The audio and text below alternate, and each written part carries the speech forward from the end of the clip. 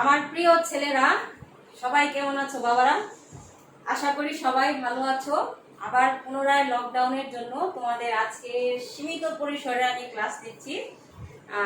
মানে বৃহৎ যে সেই বোর্ডটি নেই। যাই হোক, বৃহৎ বোর্ড না থাকলেও ছোট বোর্ডও চলবে, কারণ আমরা জানি আমাদের পড়াশোনা আজকে শেষ, তাই না? আজকে না, আমাদের পড়াশোনা আগেই শেষ, এখন আমরা রিভিশনে আছি। তো এই ধারাবাহিকতায় আমি চিন্তা ভাবনা করেছি যে তোমাদের রিভিশনের সাথে আমি কিছু ব্যবহারিক ক্লাসও সংযুক্ত করব। ব্যবহারিক ক্লাস যদি আমি এখনই না গ্রহণ করি তাহলে হয়তো পরে দিয়ে তোমরা জানতে পারবে না বা বুঝতে পারবে না, যেহেতু আমি এখনো তোমাদেরকে হাতে পাইনি। যদিও ব্যবহারিক ক্লাসটি হাতে কলমে শেখার বিষয়, তবুও আমরা কিছু কিছু জেনে রাখবো। পরে আমরা যখন যাতে ক্লাসে আসা মাত্র যখনই আমরা কাজটা ধরবো, আমাদের মনে যেন হয় যে না, আমরা এই কাজটা আগে করেছি, এখন জাস্ট আমরা পুনরায় সেটাকে রিভিশন দিচ্ছি।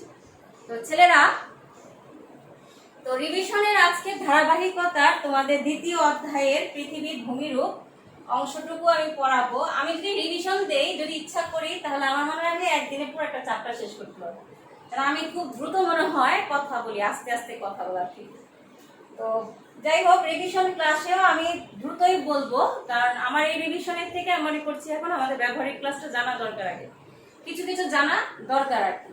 তো ব্যবহারিক ক্লাস যেহেতু জানা দরকার, তো আজকে আমার হচ্ছে পৃথিবীর ভূমিরূপ।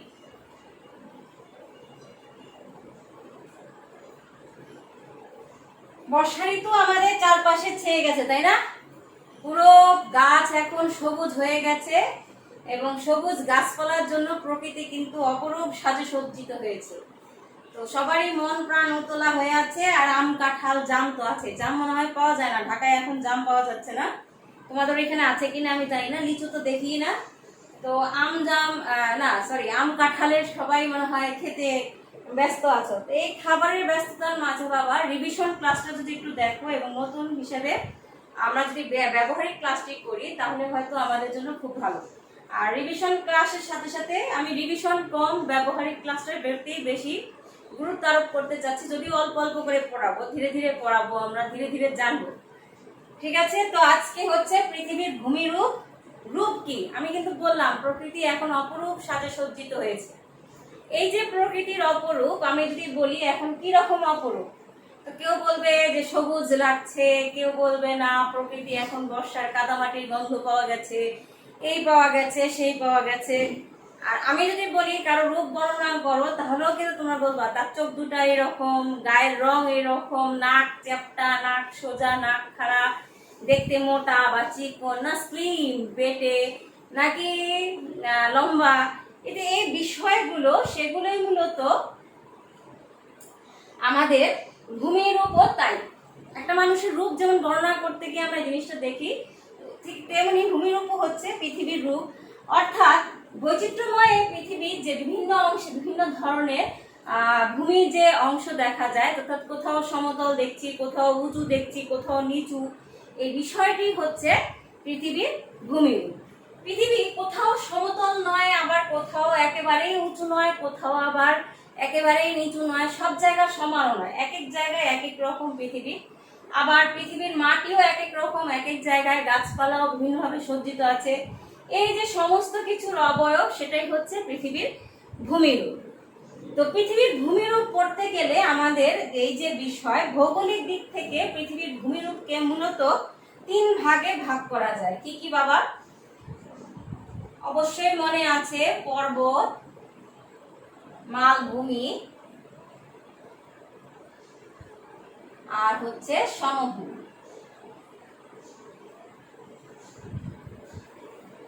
পর্বত কি? ভূপৃষ্ঠের অতি উচ্চ, সুউচ্চ, খাড়া ঢাল বিশিষ্ট শিলা স্তূপকেই বলা হয়ে থাকে পর্বত। সাধারণত এই 3টি বিষয়, অর্থাৎ পর্বত, মালভূমি বা সমভূমি, আমরা যেটাই নির্ণয় করি না কেন সবকিছু নির্ধারিত হয় উচ্চতা অনুসারে, অর্থাৎ উঁচুটা উঁচু কত দূর বা তার দেখতে কি রকম। তো পর্বত হচ্ছে সুউচ্চ খাড়া ঢাল বিশিষ্ট, সুউচ্চ খাড়া ঢাল বিশিষ্ট অংশ, সেটি হচ্ছে পর্বত। তো পর্বত হচ্ছে সাধারণত 600 মিটার ভূমির থেকে, সমুদ্র সমতল থেকে 600 মিটারের অধিক উচ্চতা সম্পন্ন এলাকা বা এরকম খাড়া ঢাল যেখানে আছে সেটিকে আমরা বলি পর্বত। ঠিক আছে। তো এই যে পর্বত, সেই পর্বতকে আবার কয়েকটি ভাগে ভাগ করা হয়েছে এবং একে ভাগও করা যায় নাম ভাগে, অর্থাৎ অবস্থান অনুসারে ভাগ করা যায়, তার গঠন তার কোথায় আছে সেটি অনুযায়ী ভাগ করা যায়, কিভাবে দণ্ডায়মান আছে সেই অনুযায়ী ভাগ করা যায়। তো যেভাবে ভাগ করা যায় না কেন আমাদের অধ্যয়ন বিষয় হচ্ছে পর্বতের গঠন প্রকৃতি অনুসারে ভাগ, অর্থাৎ গঠন প্রকৃতি অনুসারে পর্বতের প্রকারভেদ। গঠন প্রকৃতি অনুসারে পর্বতকে প্রধানত 5 ভাগে ভাগ করা যায়। 1 ভঙ্গিল বা ভাঁজ পর্বত, 2 স্তূপ বা চ্যুতি পর্বত, 3 ল্যাকলিত পর্বত, 4 আগ্নেয় পর্বত, 5 ক্ষয়জাত পর্বত। প্রথমে সেটি হচ্ছে ভঙ্গিল বা ভাঁজ পর্বত। একটা কাগজ দরকার, আচ্ছা এটাই। আমরা যদি এই কাগজটাকে এরকম করে ভাঁজ করি, দেখো এরকম কি রকম উপর নিচ হয়ে যায়, কোনোটা উঁচু হচ্ছে কোনোটা নিচু হচ্ছে। এই যে ভাঁজ খেয়ে যে পর্বত হয় সেটাকে সাধারণত ভাঁজ পর্বত হয় বা ভেঙে পর্বত হয় বলে এটাকে ভঙ্গিল পর্বতও বলা হয়ে থাকে। কিন্তু আসলে কি সেটা তাই? ঠিক একই জিনিস, কিন্তু এখানে কিছুটা কথা বাবা আলাদা আছে। বিষয়টি হচ্ছে যে পর্বত দেখা যায় যে কোনো অংশে, পৃথিবীর কোনো নিচু অংশে হয়তো প্রাকৃতিক এজেন্ট দ্বারা, অর্থাৎ প্রাকৃতিক শক্তি দ্বারা বাহিত বিভিন্ন ধরনের পদার্থ, অর্থাৎ নুড়ি, বাড়ি, কাপড় প্রভৃতি ক্ষয় হয়ে কোনো স্থানে জমা হয়। এটা আমরা কিন্তু জেনেছি যে কোনো না কোনো স্থানে এসে জমা হবে, একদিকে ক্ষয় হবে একদিকে জমা হবে। আমি কিন্তু তোমাদের যেটাকে আমরা বলছি বিচূর্ণী ভবন পড়ানোর সময় বিষয়টি কিন্তু ভালোভাবে বলেছি যে পৃথিবীর কোনো কিছুই কিন্তু স্থিতিশীল না, কোথাও উঁচু নিচু, কোথাও নিচু উঁচু, বা সবকিছুই তার কর্মকাণ্ড চলেছে। এক জায়গায় যে সবসময় ক্ষয় কার্য হবে তা না, ক্ষয় কার্যের সাথে সাথে তার গঠন কার্য চলছে, আবার গঠন কার্যের সাথে সাথে ক্ষয় কার্য চলছে। অর্থাৎ এই যে পৃথিবীর ক্ষয় কার্য, ক্ষয়িত পদার্থ ভিন্ন ধরনের আবার প্রাকৃতিক শক্তি, অর্থাৎ বায়ু, মাটি, বায়ু, পানি দ্বারা বাহিত হয়ে কোনো নিচু অংশে জমা হয়। এই যে নিচু অংশে জমা হয় সেই অংশ অপেক্ষা তার পার্শ্ববর্তী অংশে দেখা যায় যে শক্তি সাধারণত বেশি থাকে। অর্থাৎ সে নিচু অংশে যেখানে জমা হচ্ছে ক্ষয়িত পদার্থ, তার পার্শ্ববর্তী অঞ্চলে যে চাপ, এই চাপের কারণে অনেক সময় দেখা যায় এই অংশ উঁচু হতে থাকে, অর্থাৎ এই অংশ চেপে যেতে থাকে ধীরে ধীরে। যেমন তোমাকে কেউ চাপে দিতে তুমি হয়ে যাবে দুই দিক থেকে, তাই না? তো ঠিক সেই বিষয়টি বলছে ভূয়ালোড়নের কারণে পৃথিবীর কোনো অংশে যদি ভূয়ালোড়ন হয়, সেই ভূয়ালোড়নের কারণে যে পৃথিবীর ভূমিরূপের কোনো অংশ যদি উত্থিত হয় এবং সেই উত্থিত অংশ যদি উপর নিচ হয়ে অবস্থান করে, সেটাকে সাধারণত বলা হয়ে থাকে ভঙ্গিল পর্বত। ভঙ্গিল পর্বতে যেহেতু ভাঁজ খেয়েও সৃষ্টি হয়, সেজন্য এটাকে ভাঁজ পর্বতও বলা হয়ে থাকে, এজন্য বলে ভঙ্গিল বা ভাঁজ পর্বত। সাধারণত ভূয়ালোড়নের ফলে ভঙ্গিল বা ভাঁজ পর্বত সৃষ্টি হয়ে থাকে। তবে আরো বলা হয়ে থাকে এই যে নিচু অংশে ক্ষয়িত পদার্থ, তার পার্শ্ববর্তী প্রবল চাপে এই অংশ তখন উপরের দিকে উত্থিত হয়। এই উপরের দিকে উত্থিত অংশটি হচ্ছে ভঙ্গিল বা ভাঁজ পর্বত। আমাদের দেশের দক্ষিণে অনেক বড় একটা ভঙ্গিল বা ভাঁজ পর্বত আছে, তাই না? না, আমি জানি আমার ছেলেরা কাছে থাকলে বলতো না ম্যাডাম, দক্ষিণে আমাদের বিশাল বঙ্গোপসাগর, আমাদের উত্তরে এই ভঙ্গিল বা ভাঁজ পর্বত একটি আছে, সেটি হচ্ছে হিমালয় পর্বত। এছাড়াও উত্তর আমেরিকার রকি, দক্ষিণ আমেরিকার আন্দিজ, ইউরোপের ইউরাল পর্বত, এই সমস্ত কিছুই হচ্ছে কি বাবা ভঙ্গিল বা ভাঁজ পর্বতের উদাহরণ। এরপর হচ্ছে যেটি 2 নাম্বার, স্তূপ বা চ্যুতি পর্বত। স্তূপ বা চ্যুতি পর্বতটি কি? ভূভাগ অনেক সময় দেখা যায়, তোমরা সাধারণত উপরে দেখো ভূভাগ এরকম ফেটে গেছে, অর্থাৎ আমরা মাঠে গেলে যখন নাকি খরা হয় আমরা দেখি মাটি এরকম ফেটে ফেটে গেছে, তাই না? তো এই যে ফাটা সেটাকে বলে উলম্ব, কিন্তু ভূভাগ অনেক সময় দেখা যায় খাড়া ভাবে ফেটে যায়, এরকম খাড়া ভাবে ফেটে যায়। এই ফাটল বরাবর দেখা যায় তার কোনো অংশ উত্থিত হয়, আবার কোনো অংশ নিচে নেমে যায়। তো এই যে ভূয়ালন আন্দোলনের ফলে ফাটল, সেই ফাটলের ফলে যে ভূভাগের যে অংশটি উপরে উঠে যায় সেটাকে আমরা বলি চ্যুতি পর্বত। এটি হতে পারে এরকম বাবা।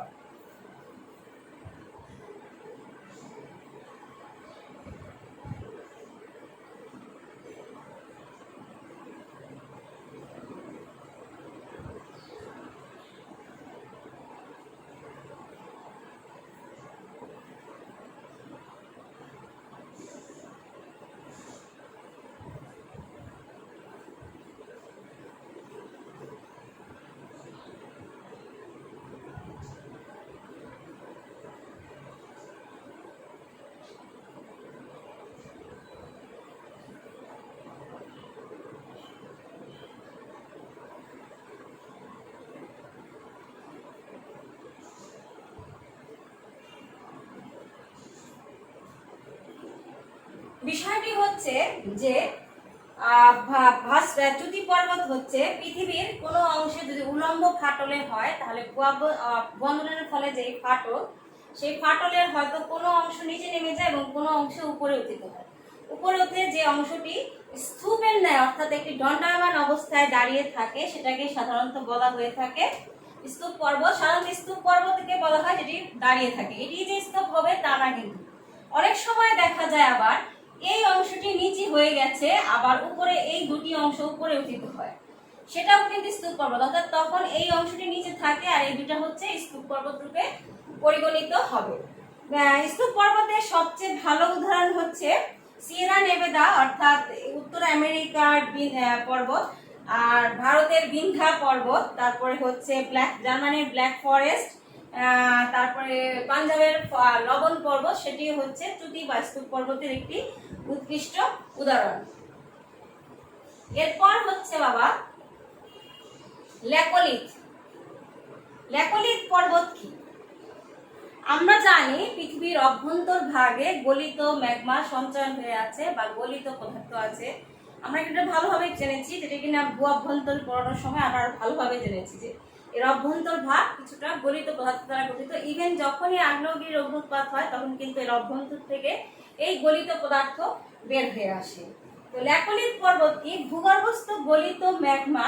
এই যে বলছিলাম চ্যুতি পর্বতের সময় যে উলম্ব ফাটল হয় অনেক সময় ভূয়ালোড়নের ফলে, এই উলম্ব ফাটল দিয়ে উপরে আসার প্রবণতা লাভ করে।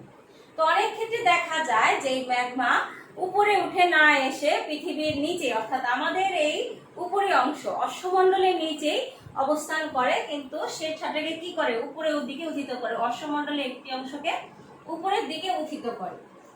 এই যে ফাটল দিয়ে পুনরায় এসে বের হতে না পেরে আমাদের এই অশ্বমণ্ডলের নিচে বা ভূত্বকের নিচে অবস্থান করে ভূত্বককে একটু উপরের দিকে অবস্থিত করে রাখে, উত্থিত করে। এই যে উত্থিত হয়ে অবস্থান করা সেটাকে বলা হয়েছে ল্যাকোলিথ পর্বত। সাধারণত যুক্তরাষ্ট্রের হেনরি পর্বত উঠা প্রদেশের হেনরি পর্বত হচ্ছে ল্যাকোলিথ পর্বতের সবচেয়ে গুরুত্বপূর্ণ উদাহরণ।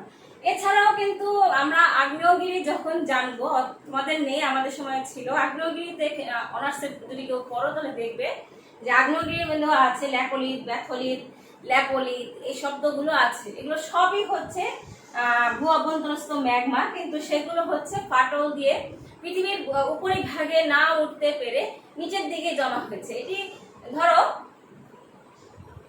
আমরা কিন্তু মাটির নিচে আলু দেখেছি, মাটির নিচের আলু যখনই এটি বড় হতে থাকে উপরের অংশটি কিন্তু উঁচু হয়ে যায় আস্তে আস্তে। তো এই যে উঁচু যে অংশটুকু সেটা কিন্তু নিচে আবার আলুটুকু থাকে।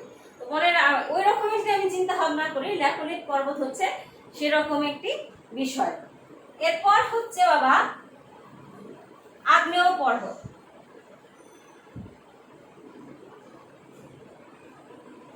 আগ্নেয় পর্বত কি? আগ্নেয় কথাটা শুনেই মনে হচ্ছে আগ্নেয়গিরি। ভূঅভ্যন্তরস্থ গলিত পদার্থ যখন তার কোনো ফাটল দিয়ে বের হয়ে এসে ভূভাগের অংশে জমা হয়ে পর্বতের ন্যায় যে অবস্থান করে সেটাকে বলা হয়েছে আগ্নেয় পর্বত। আগ্নেয়গিরির অগ্নুৎপাত থেকে সৃষ্টি হয় বলে, সঞ্চিত হয়ে সৃষ্টি হয় বলে একে আগ্নেয় পর্বত বলা হয়ে থাকে। ম্যাগমা সঞ্চয় হয়ে হয়ে এই পর্বত সাধারণত সৃষ্টি হয়। ঠিক আছে, এটি উৎকৃষ্ট উদাহরণ হচ্ছে জাপানের ফুজিয়ামা, ইতালির ভেসুভিয়াস, মৌন লেয়ার, সবগুলো হচ্ছে আমাদের পৃথিবীর আগ্নেয় পর্বতের একটি উৎকৃষ্ট উদাহরণ। অর্থাৎ আগ্নেয়গিরির যে অগ্নুৎপাত, সেই অগ্নুৎপাতের ফলে যে ম্যাগমা বা অন্যান্য পদার্থ বের হয়েছে, সেই পদার্থ সঞ্চয়ের ফলে পাহাড় আকৃতির যে ভূমিরূপ, সেটাকে বলা হয়েছে আগ্নেয় পর্বত। এরপর হচ্ছে সেটি হচ্ছে ক্ষয়জাত পর্বত। অনেকেই বলে থাকে ক্ষয়জাত পর্বতটি ল্যাকোলিথ পর্বতের নিচের অংশ। অর্থাৎ আমি কিন্তু বললাম যে ভূ অভ্যন্তরস্থ ম্যাগমা ভূপৃষ্ঠে না এসে, অর্থাৎ কোনো আমাদের এই নিচু অংশে, অর্থাৎ আমাদের এই ভূত্বকের নিচে জমা হয়ে থাকে। এই যে জমা হয়, সেটি কি করে? আমাদের ভূত্বককে উঁচু করে রাখে। তো যেহেতু আমি একটু আগে তোমাদের বলেছি যে ক্ষয় কার্য সবসময় চলবে, সঞ্চয় কার্য সবসময় হবে। অর্থাৎ পৃথিবীতে ক্ষয় সঞ্চয় সবকিছু নিয়েই সবসময় তার কর্মকাণ্ড চলছে। এই যে ক্ষয় কার্যের ফলে যেহেতু ভূত্বক নরম অংশ দিয়ে অবস্থিত, বিভিন্ন প্রাকৃতিক এজেন্ট দ্বারা, অর্থাৎ বায়ু প্রবাহ, নদীর প্রবাহ বা কোনো বৃষ্টির পানি, এগুলো কি করে? এই উপরিভাগ যখনই ক্ষয় হয়ে যায়, তখন এই যে এই অংশটি, সেটি উন্মুক্ত হয়ে পড়ে। এই উন্মুক্ত হয়ে অংশটি তখন দণ্ডায়মান অবস্থান থাকে। এটি যে ক্ষয় হয় না তা না বাবা, এটিও ক্ষয় হচ্ছে, কিন্তু এটি ধীরে ধীরে, যেহেতু এটি কঠিন শিলা দ্বারা গঠিত, অর্থাৎ কঠিন শিলার অংশটি যখনই উন্মুক্ত হয়ে যায় এবং উপরিভাগের অংশ ক্ষয় হয়ে যায়, তখন সেটাকে বলা হয়ে থাকে ক্ষয়জাত পর্বত। আমেরিকার ব্ল্যাক হিলস, কলোরাডোর ফ্রন্ট রেঞ্জ, বিগ হর্ন, এগুলো হচ্ছে ক্ষয়জাত পর্বতের উদাহরণ। অর্থাৎ এটি এখন কঠিন অবস্থায় এগুলো রয়ে গেছে, অর্থাৎ এর উপরের অংশগুলো যে নরম দুর্বল অংশ, সেগুলো কি হয়ে গেছে? ক্ষয় হয়ে গেছে। এরপর হচ্ছে বাবা মালভূমি। একটু ওয়েট করো, আমি আসতেছি।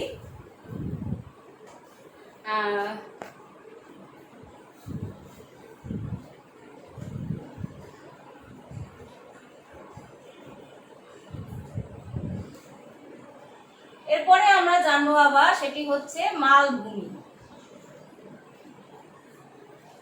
মালভূমিও কিন্তু পর্বতের ন্যায় খাড়া অংশ, অর্থাৎ পৃথিবীর খাড়া অংশের একটি অংশ খাড়া থাকবে, 4-5টি, মাঝখানটি হচ্ছে ডুবে যাবে, সমান থাকবে। মালভূমি হচ্ছে কাকে বলে আগে আমরা জেনে নেই। সমুদ্রপৃষ্ঠ থেকে মাঝারি উচ্চতায় অবস্থিত খাড়া ঢাল ও সমতল উপরিপৃষ্ঠ বিশিষ্ট ভূমিরূপকে মালভূমি বলে। অর্থাৎ এ দেখো, খাড়া ঢাল ঠিকই আছে, কিন্তু এর উপরিপৃষ্ঠ সমতল, উপরিপৃষ্ঠটা হচ্ছে সমতল, মানে পর্বতের মতো সুউচ্চ না, অর্থাৎ এরকম শৃঙ্গ বিশিষ্ট না, শৃঙ্গটা নেই, এর উপরিভাগটা হচ্ছে সমতল। এটাকে হচ্ছে বলা হয়ে থাকে মালভূমি। সাধারণত সমুদ্র সমতল হতে 300 মিটারের কম উচ্চতা বিশিষ্ট ভূমিরূপকেই মালভূমি বলা হয়ে থাকে। এরকম খাড়া ঢাল থাকলেও সেটাকে বলা হয়ে থাকে মালভূমি। আর সমতল ভূমিও কিন্তু একই, সেম। তোমরা বলতে পারো সমতল ভূমিতেও খাড়া আছে, কিন্তু সমতল ভূমিতে বাবা 300 মিটার উচ্চ না, একটু কম উচ্চতা হয়। আমি কিন্তু আগেই বলেছি উচ্চতার উপর ডিপেন্ড করে কিন্তু এগুলোর নামকরণ করা হয়েছে। আর যেটা কিনা সমতল, সমভূমি সমতল হলেও এরকম খাড়া ঢাল থাকে না, ঢালটি থাকে ধীরে ধীরে ভূমির সাথে নেমে যায়, কিন্তু মালভূমিতে হচ্ছে খাড়া ঢাল বিশিষ্ট। আমি আবার বলছি, সমুদ্রপৃষ্ঠ থেকে উঁচু মাঝারি উচ্চতায় অবস্থিত খাড়া ঢাল, খাড়া ঢাল ও সমতল উপরিপৃষ্ঠ সহকারে ভূমিরূপকে বলা হয়ে থাকে মালভূমি। সমুদ্রপৃষ্ঠ হতে 300 মিটারের কম উচ্চতা বিশিষ্ট হয়ে থাকে। মালভূমি সাধারণত নানাভাবে গঠিত হয়, যেমন ভূয়ালনের ফলে মালভূমি গঠিত হয়, তারপরে হচ্ছে চ্যুতির ফলে মালভূমি, ভাঁজের ফলে মালভূমি গঠিত হয়। এই যে মালভূমি গঠন প্রক্রিয়া, সেটি সঞ্চয়ের ফলে মালভূমি গঠিত হয়, ক্ষয়ের ফলেও মালভূমি গঠিত হয়। তো এই যে মালভূমির গঠন প্রক্রিয়া, এই গঠন প্রক্রিয়ার উপর ভিত্তি করে মালভূমিকে আবার 5 ভাগে ভাগ করা হয়েছে, পর্বতের মতোই। সেগুলা কি আমরা আগে জেনে নেই। আমরা কিন্তু আজকে প্র্যাকটিক্যাল ক্লাসও করব।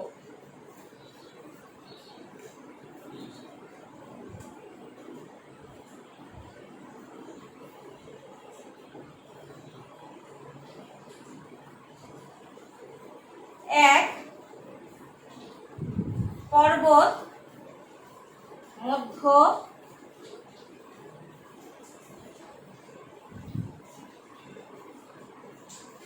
মালভূমি, 2 লাভা গঠিত মালভূমি, 3 পেডিমেন্ট মালভূমি, 4 মহাদেশীয় মালভূমি,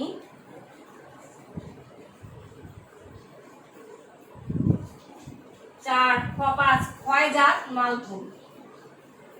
পর্বত মধ্যজাত বা মধ্যবর্তী মালভূমি কখনো দুটি পর্বতের মাঝে যখনই উত্থিত হয়, অর্থাৎ ভূয়ালনের ফলে দুটি পর্বতের মাঝে যে টান, সেই টানের ফলে এর মাঝখানে যে অংশ সেটিও উঁচু হয়ে অবস্থান করে, সেই উঁচু অংশটিকে বলা হয়ে থাকে পর্বত মধ্যজাত মালভূমি।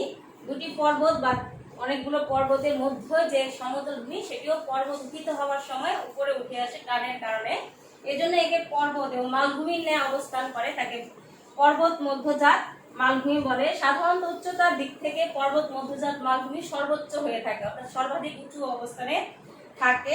আমাদের যে তিব্বতের মালভূমি সেটি হচ্ছে পর্বত মধ্যজাত মালভূমির একটি উৎকৃষ্ট উদাহরণ।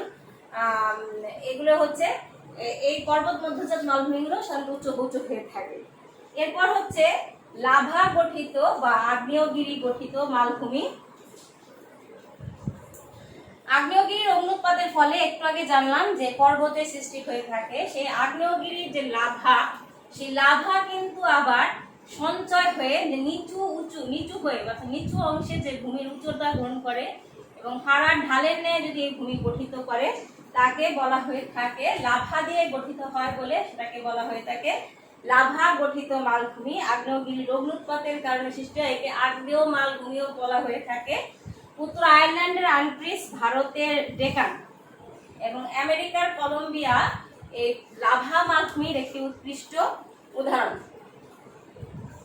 এরপর হচ্ছে পেডিমেন্ট মালভূমি বা পাদদেশীয় মালভূমি। পর্বতের নিচু অংশে যখনই কোনো পর্বত, আমি কিন্তু পর্বত মধ্যজাত বলেছি, আবার দেখো কোনো ক্ষেত্রে দেখা যায় পর্বত যখনই উত্থিত হয় তার নিচু অংশটিকেও সে তার সাথে উত্থিত করে। এই যে নিচু অংশটি যখন উপরে উত্থিত হয়ে থাকে এবং মালভূমির ন্যায় যদি সে অবস্থান করে সেটিকে পেডিমেন্ট মালভূমি বলা হয়ে থাকে। পেডিমেন্ট মালভূমির আরেক নাম হচ্ছে পাদদেশীয় মালভূমি। পর্বতের পাদদেশে সাধারণত এই ধরনের মালভূমি দেখা যায়। পূর্ব ইউনাইটেড স্টেটসের পূর্ব অঞ্চলের অ্যাপালেশিয়ান মালভূমি আটলান্টিক উপকূলীয় অঞ্চলের মাঝামাঝি অংশ অবস্থিত। সাধারণত পেডিমেন্ট মালভূমিগুলো দেখা যায় একদিকে থাকে পর্বত, আরেক দিকে দেখা যায় সেটির কোনো উন্মুক্ত জলরাশি অবস্থান করে। তো এই বলছে যে ইউনাইটেড স্টেটস অ্যাপালেশিয়ান যে মালভূমি, সেই অ্যাপালেশিয়ান মালভূমি দেখা যায় একদিকে দেখা যায় উঁচু পর্বত আছে, আরেকদিকে হচ্ছে আটলান্টিক উপকূলীয় অঞ্চলের মাঝে এটি অবস্থিত। তো এটাকে বলা হয়ে থাকে পেডিমেন্ট কি বাবা মালভূমি, অর্থাৎ পর্বতের পাদদেশে যে মালভূমি গঠিত হয় সেটাকে পেডিমেন্ট মালভূমি বলা হয়ে থাকে। এরপর হচ্ছে মহাদেশীয় মালভূমি। চারপাশে বিস্তৃত মহাসাগর অর্থাৎ এবং অথবা সমভূমি দ্বারা বিস্তৃত উচ্চ ভূমিকে বলা হয়ে থাকে মহাদেশীয় মালভূমি। মহাদেশীয় মালভূমিগুলো সাধারণত দেখা যায় যে চারপাশে হয় এর জলভাগ থাকে, অর্থাৎ সে এরকম উঁচু হয়ে কোনো অংশ অবস্থান করছে, চারপাশ জুড়ে হচ্ছে পানির অংশ, মাঝখানে সে উঁচু হয়ে অবস্থান করে। আবার অনেক ক্ষেত্রে দেখা যায় চারপাশে সমতলের অংশ এবং মাঝের অংশটি এরকম উঁচু এবং তার উপরের অংশ এরকম কি আবার সমতল, সেটাকে বলা হয়ে থাকে মহাদেশীয় মালভূমি। পূর্ব অ্যান্টার্কটিক মালভূমি হচ্ছে এর উৎকৃষ্ট উদাহরণ। এরপর হচ্ছে ক্ষয়জাত মালভূমি। আমরা যেটি পড়েছি ক্ষয়জাত পর্বত, সেই ক্ষয়জাত পর্বতের মতো ক্ষয়জাত মালভূমিও তাই, যে প্রাচীন কোনো উঁচু ভূমি ক্ষয় হয়ে হয়ে যখন এর উপরের অংশ সমতল ভূমির ন্যায় অবস্থান করে সেটাকে বলা হয়ে থাকে ক্ষয়জাত মালভূমি। যুক্তরাষ্ট্রের কলোরাডো অঞ্চলে যে মালভূমি রয়েছে সেটিকে আমরা ক্ষয়জাত মালভূমি একটি উৎকৃষ্ট উদাহরণ বলতে পারি, কারণ এটি আগে পূর্বে সুউচ্চ ভূভাগ ছিল, এটি ক্ষয় হয়ে হয়ে এরকম তার উপরিভাগ সমতল হয়ে খাড়াভাবে অবস্থান করছে। তো এই হচ্ছে আমাদের পৃথিবীর ভূমিরূপের দুইটি প্রকার আমরা আজকে জানলাম। আমাদের সময় হচ্ছে 45 মিনিটস। 45 মিনিটসের মধ্যে আমি তোমাদের বলেছি যে আমরা আজকে কিছু ব্যবহারিক অংশ পড়ব। তো তাহলে আমরা আজকে ব্যবহারিক অংশটুকু আবার জানি। এগুলো তো আমাদের জানা বিষয়, জাস্ট মনে করিয়ে দিলাম, কিন্তু আজকে আমরা অজানা বিষয়ের জন্য ব্যবহারিক অংশটিও কথাটি আমি কিন্তু বলেছি। মানচিত্র এবং সিলেবাসে তোমাদের বলেছি মানচিত্র কি বাবা, মানচিত্র এবং মানচিত্রের উপাদান বা মানচিত্রের ব্যবহার। তো দেখো আমি পাশে একটি মানচিত্র লাগিয়ে রেখেছি, ক্যামেরায় কি দেখা যায় কিনা। মানচিত্র আজকে টাঙিয়ে রেখেছি। বলেছি আজকে যে আমাদের এটি হচ্ছে স্মল, অর্থাৎ ছোট অংশ। তো ছোট অংশ যেহেতু আমরা কিন্তু আজকে এই অংশটিও জানি। মানচিত্রটির দিকে তাকাও, তাকালে দেখবে, ভালো করে দেখো, আমি জানি না ক্যামেরার সামনে বা জুম করা যায় কিনা, দেখো ভালো করে। এই সমস্ত পৃথিবীর মানচিত্র বোঝাই যাচ্ছে, দেখা যাচ্ছে এই যে উত্তর আটলান্টিক মহাসাগর, দক্ষিণ আটলান্টিক মহাসাগর, উত্তর প্রশান্ত মহাসাগর, দক্ষিণ প্রশান্ত মহাসাগর, পৃথিবীর মেরুগুলোকে আলাদা রাখাইছে। এদিকে মানচিত্রে নির্দেশিকা আছে বাবা, এদিকে দেখো দিকের চিহ্ন আছে, এদিকেও দিকের চিহ্ন আছে। সাধারণত আগের মানচিত্রে এরকম ছিল না, এখন এরকম থেকে থাকে। আর এদিকে হচ্ছে স্কেল আঁকা আছে। নর্মাল, আমি যেহেতু জানি না যে এভাবে সাডেন লকডাউনে সবকিছু বন্ধ হয়ে যাবে, তবু আমি তোমাদের জন্য আজকে ব্যবহারিক ক্লাস কতটুকু পারবো নিতে আমি জানি না, জাস্ট জানিয়ে রাখছি। আমাদের এটি মানচিত্রটি আমাদের হচ্ছে ব্যবহারিক ক্লাসের এটি গণনামূলক অংশ। আমরা ব্যবহারিক ক্লাসে যে বিষয়টি জানবো সেটি হচ্ছে প্রথমে মানচিত্র কি, কারণ মানচিত্র না জানলে ব্যবহারিকের কাজগুলো আমরা করতে পারবো না। তাছাড়া ভূগোল কিন্তু বাবা মানচিত্রের উপর ডিপেন্ড করে আগে সৃষ্টি হয়েছিল, অর্থাৎ মানচিত্রটি কি সেখান থেকে মূলত মানুষের ভূগোল সম্বন্ধে জ্ঞান আসে। আগে কিন্তু মানুষ যেখানে যেখানে যেত সে অনুযায়ী যাওয়ার পথের অংশে আঁকতো এবং সেইভাবে চিহ্ন দিয়ে রাখতো। যেমন পাহাড় থাকলে ধরো পথের এখানে পাহাড় আছে, সেইখানে পাহাড়ের একটা চিহ্ন দিয়ে রাখতো। যেদিকে নদী পড়ছে সেইখানে এখন নদীর চিহ্ন দিয়ে রেখেছে। এই যে যাওয়ার পথে তার চিহ্নিত অঞ্চল, সেই চিহ্নিত চিহ্ন দিয়ে যে অঞ্চলটিকে ভাগ করা, সেটাকে মানে মানচিত্র হিসাবে পরিগণিত করা হয়েছে। তো যাই হোক, এই মানচিত্রের তো আগে জানি, তারপর আজকে কিন্তু আরেকটা বিষয় জানাবো যে আমাদের এই যে একাদশ শ্রেণীর ব্যবহারিক অনেক কমে দিয়েছে, সিলেবাস অনুযায়ী অনেক কমে গেছে ব্যবহারিক। এই ব্যবহারিক ক্লাস কিন্তু খুবই মজার একটা ক্লাস। মানচিত্র কি সেটা সহজ ভাষায় আগে জানি। আমি কিন্তু আগেই তোমাদের বলেছি, দেখো পৃথিবীর অংশ দেখো, চিত্র দেখা যাচ্ছে, এটা কি সমতল একটা কাগজ, তাই না? তারপরে দেখো এই যে এখানে দেখিয়েছে যে এখানে স্কেল অঙ্কন করেছে, তারপরে এখানে মানচিত্রের নির্দেশিকা দিয়েছে অর্থাৎ সূচিপত্র, এদিকে দেখো দিকের চিহ্ন দিয়েছে, এখানে দেখো অক্ষাংশ দ্রাঘিমাংশ দিয়ে ভাগ করেছে। তাহলে কি কি অংশ আমি বলেছি? সমতল কাগজ, পৃথিবী, স্কেল, অক্ষাংশ দ্রাঘিমাংশ, নির্দেশিকা বা সূচিপত্র, দিক চিহ্ন, এই বিষয়গুলো কিন্তু আমি বলেছি। তাহলে মানচিত্র নির্দিষ্ট স্কেল সহকারে, অর্থাৎ স্কেলটা আমার নির্দিষ্ট হতে হবে। স্কেল বা স্কেলের মাপ বাংলা হচ্ছে মাপনি। আমি আজকে মনে করছি আমার প্র্যাকটিক্যাল খাতা তোমাদের দেখাবো, বের করতে মনে নেই। আমি আগামী ক্লাসে আমার প্র্যাকটিক্যাল খাতাটা তোমাদের দেখাবো। আমার একাদশের বা দ্বাদশের বা এইচএসসি পরীক্ষার প্র্যাকটিক্যাল খাতা এখনো আমার কাছে আছে, ফুটো করে দিয়েছিল, এখনো আছে বাবা। তো এর দেখাবো, এটা তোমাদের আগ্রহ বাড়বে। তো যে বিষয়টি সেটি হচ্ছে মানচিত্র কি? মানচিত্র হচ্ছে যখনই নির্দিষ্ট স্কেল সহকারে পৃথিবী বা তার অংশ বিশেষ, এখানে বাংলাদেশের মানচিত্র হতে পারত, শুধু আমেরিকার মানচিত্র হতে পারত, শুধু আর্জেন্টিনার মানচিত্র হতে পারত, যেটাই হোক না কেন, এই জন্য বলছে পৃথিবী বা তার অংশ বিশেষ নির্দিষ্ট স্কেল, বা আমরা বলি নির্দিষ্ট স্কেল, অক্ষাংশ, দ্রাঘিমাংশ সহ, তারপর হচ্ছে সূচিপত্র এবং নির্দিষ্ট দিক সম্বলিত পৃথিবী তার অংশবিশেষ যখন সমতল পৃষ্ঠে অঙ্কন করা হয় তখনই তাকে বলা হয় মানচিত্র। অর্থাৎ দেখো 5-6টি জিনিস এখানে রয়ে গেছে। এক, নির্দিষ্ট স্কেল, অক্ষাংশ, দ্রাঘিমাংশ, সূচিপত্র, তারপরে হচ্ছে পৃথিবী বা তার দিক নির্দেশক চিহ্ন, পৃথিবী বা তার অংশবিশেষ যখনই সমতল পৃষ্ঠে অঙ্কন করব সেটাকে বলা হয়ে থাকে মানচিত্র। ঠিক একইভাবে দেখো, এটিকে যখনই আবার এরকম গোলাকার অর্থাৎ ভূগোলকে আমরা দেখিয়ে থাকি সেটাকে কি বলি? আমরা কিন্তু এটাকে মানচিত্র বলি না, এটাও কিন্তু পৃথিবী, কিন্তু এটা কিন্তু পৃথিবী, গোলাকার পৃথিবী দেখিয়েছে।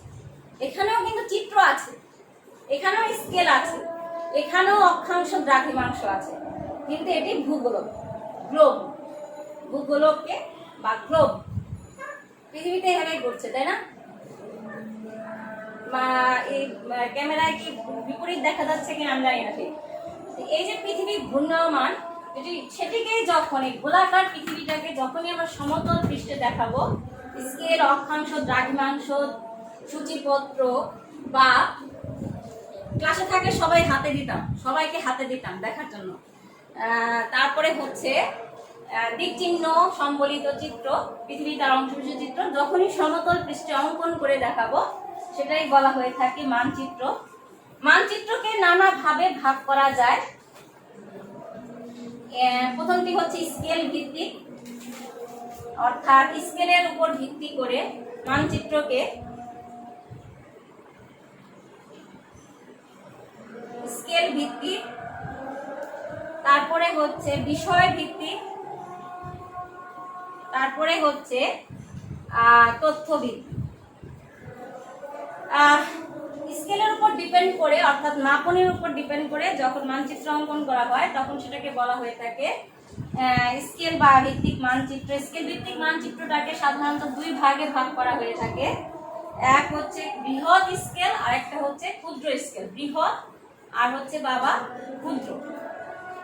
বৃহৎ স্কেলে সাধারণত যারা গ্রামে থাকো বা যারাদের বাবা মেম্বার, চেয়ারম্যান যখনই জমি নিয়ে কোনো বিরোধ বাঁধে বা জমি নিয়ে যখনই কেনা বেচা হয়, বিরাট একটা মানচিত্র আমাদের সামনে দেয় এবং সেটাকে বলা হয়ে থাকে মৌজা মানচিত্র।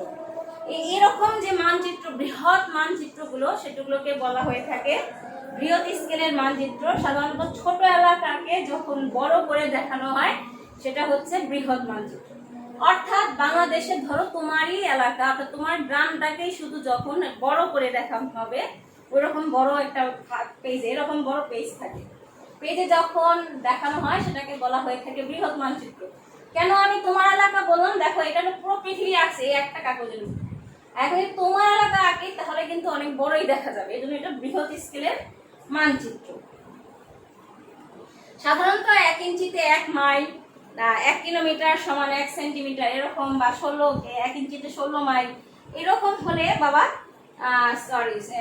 16 ইঞ্চিতে 1 মাইল, স্কেল 16 ইঞ্চি সমান 1 মাইল এরকম হলে সেটাকে বলা হয়ে থাকে বৃহৎ মানচিত্র। আমি কিন্তু উদাহরণ বলে দিলাম।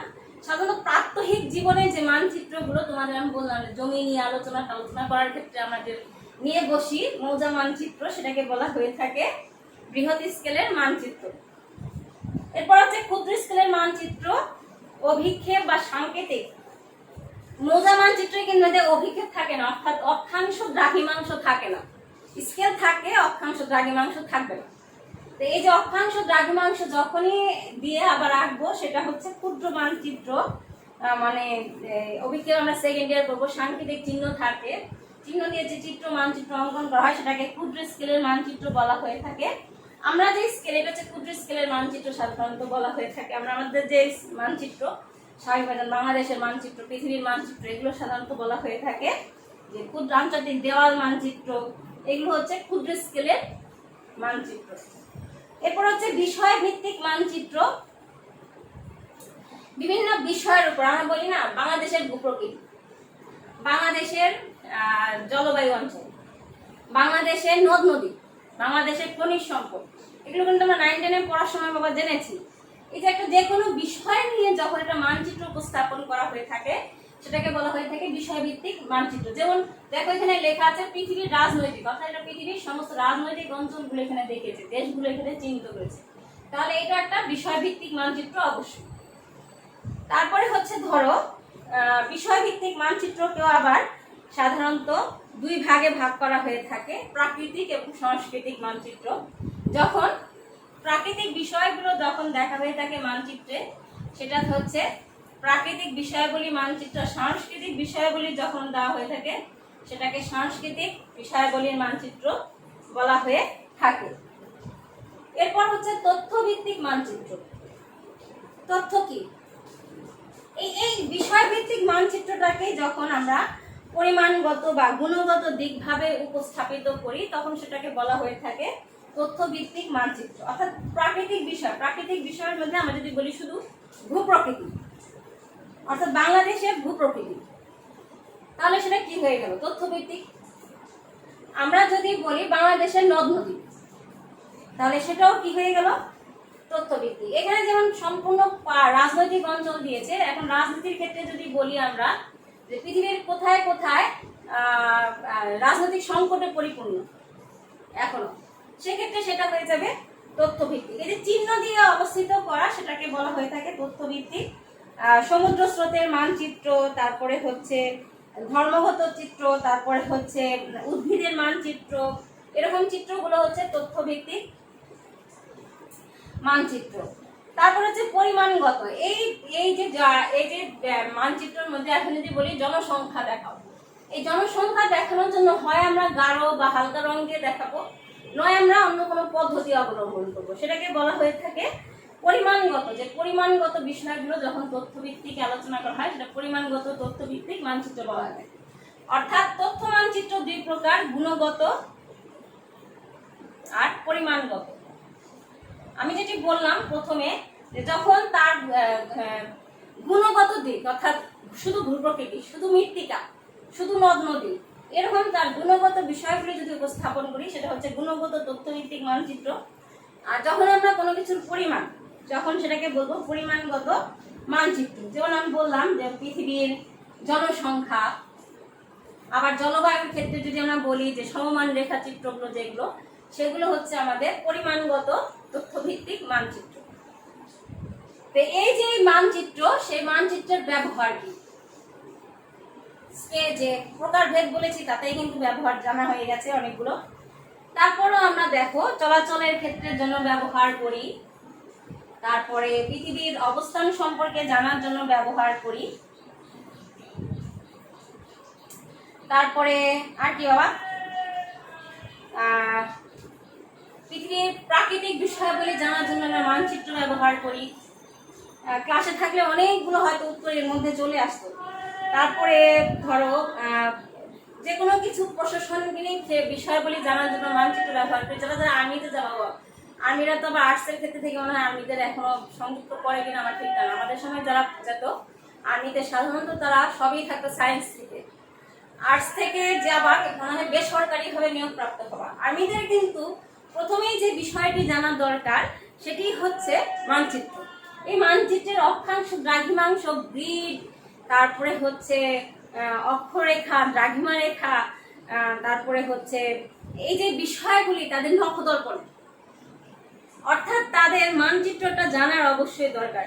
অর্থাৎ মানচিত্রের ব্যবহারটা নেই কোথাও, তুমি যে কোথাও চিনো না, যেখানেই যাচ্ছ সাথে সাথে কি করছো, গুগলকে ওপেন করছো যে তোমাকে রাস্তা দেখানোর জন্য, তাই না? আমরা এই যে রাস্তা দেখানোর চিহ্নটা সেটা তো গুগল ম্যাপ তৈরি করেই করতেছে, তোমাকে তো বলে দিচ্ছে না তুমি ডাইনে যাবা, তারপরে বায়ে যাবা, বায়ে গিয়ে সোজা যাবা, সোজা গিয়ে পিছনে আসবা, পিছনে গিয়ে আবার এইভাবে তো বলছে না বাবা। অর্থাৎ সে কিন্তু রাস্তা দেখিয়ে দিচ্ছে তোমার। এই যে বিষয়গুলো, তো মানচিত্রের ব্যবহার বা গুরুত্ব নেই কোথায়, সেটাই হচ্ছে জানা বিষয়। আমাদের প্রাত্যহিক জীবন থেকে শুরু করে আমাদের কর্মক্ষেত্র যদি আমরা মানচিত্র সম্পর্কে না জানি, আমরা একটু পিছিয়ে যাবো।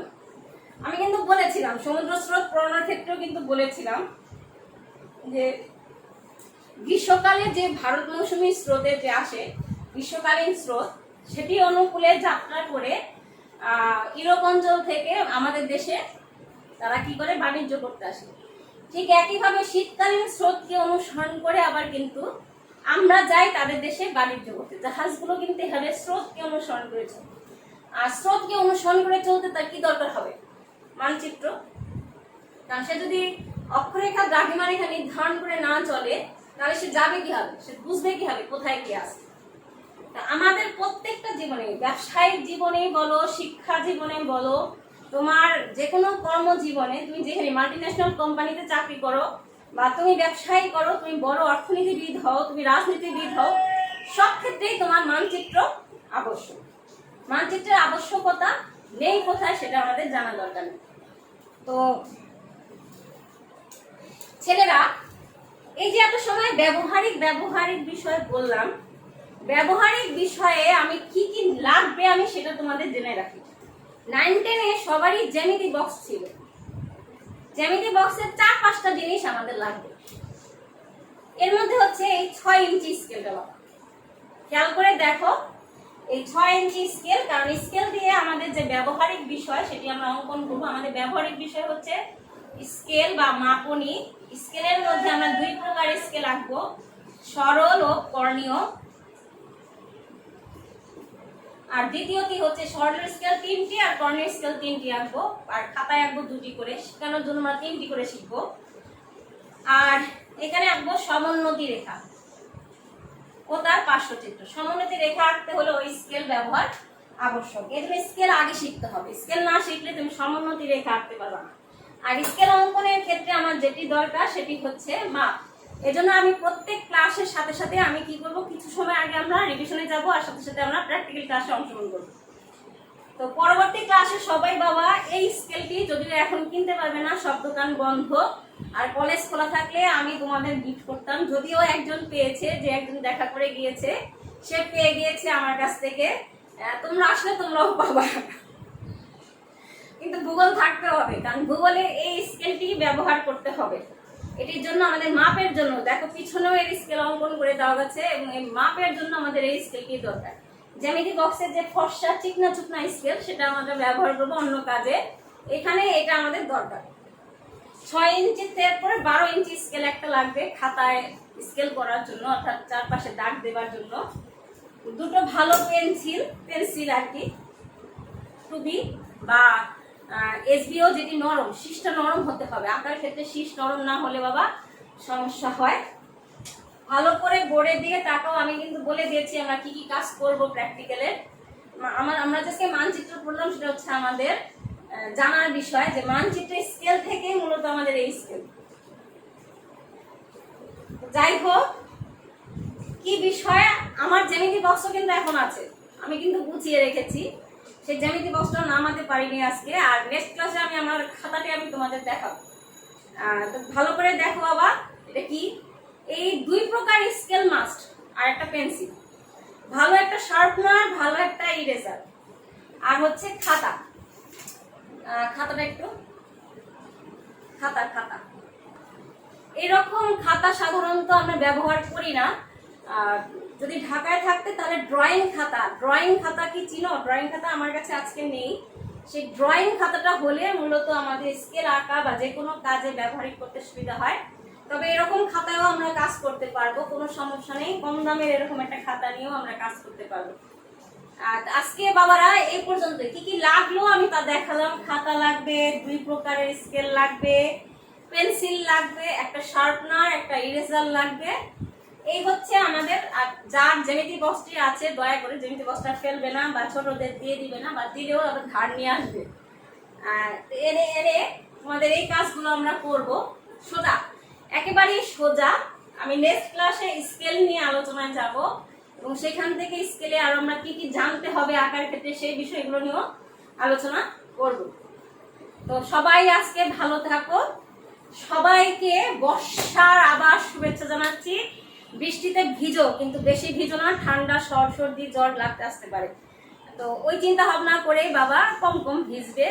আর বৃষ্টি খুব সুন্দর একটা বিষয়, বৃষ্টিতে ভিজলে এমনিও শরীর প্রশান্তি জাগে, মনে আনন্দ আসে। বৃষ্টি হলেও আমাদের মনে আনন্দ আসে, তাই না? আকাশ যখনই মেঘে কালো করে আনন্দ আসে, যদিও গরিবদের জন্য বা অসহায় ঘর বাড়ি যাদের নেই তাদের জন্য কষ্টকর বিষয়, কিন্তু তবুও বৃষ্টির জন্য আমরা একটা সবসময় আকাঙ্ক্ষিত থাকি, কারণ বৃষ্টির উপর নির্ভর করে আমার কৃষিকাজ। তো খাবার আর কি, কৃষিকাজ না হলে কিন্তু খাদ্য পাবো না। তো ছেলেরা ভালো থাকো বাবা, সুস্থ থাকো, সবসময় এই দোয়া করি, আমার জন্য দোয়া রাখবে। ধন্যবাদ সবাইকে।